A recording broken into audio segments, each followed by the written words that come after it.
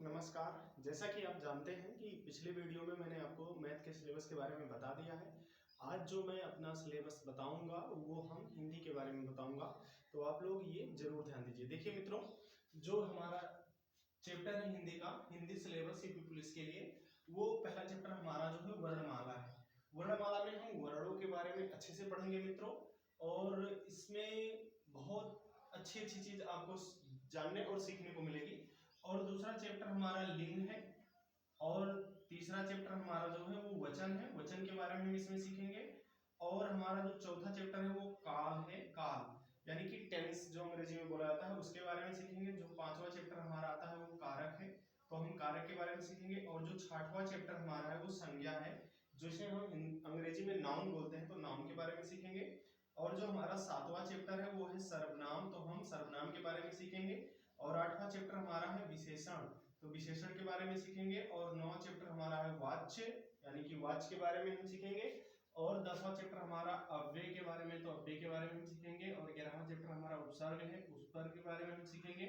और 12वां चैप्टर हमारा प्रत्यय है, तो प्रत्यय के बारे में सीखेंगे। 13वां चैप्टर हमारा समास है, तो समास के बारे में हम सीखेंगे।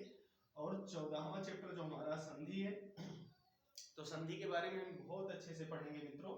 और जो 15वां चैप्टर हमारा है वो पर्यायवाची है, तो पर्यायवाची के बारे में भी हम आप लोग को जरूर पढ़ाएंगे। और हमारा जो 16वां चैप्टर है वो विलोम है, इसके बारे में भी हम पढ़ाएंगे। और हमारा 17वां चैप्टर जो है वो अनेकार्थक है, तो इसके बारे में भी हम पढ़ाएंगे।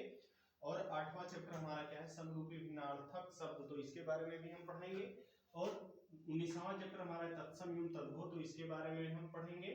और 20वां चैप्टर वाक्यांशों के लिए एक शब्द आता है, तो इसके बारे में हम पढ़ेंगे। और हमारा 21वां चैप्टर जो होता है रस आता है, इसके बारे में पढ़ेंगे। 22वां चैप्टर हमारा छंद आता है, इसके बारे में पढ़ेंगे।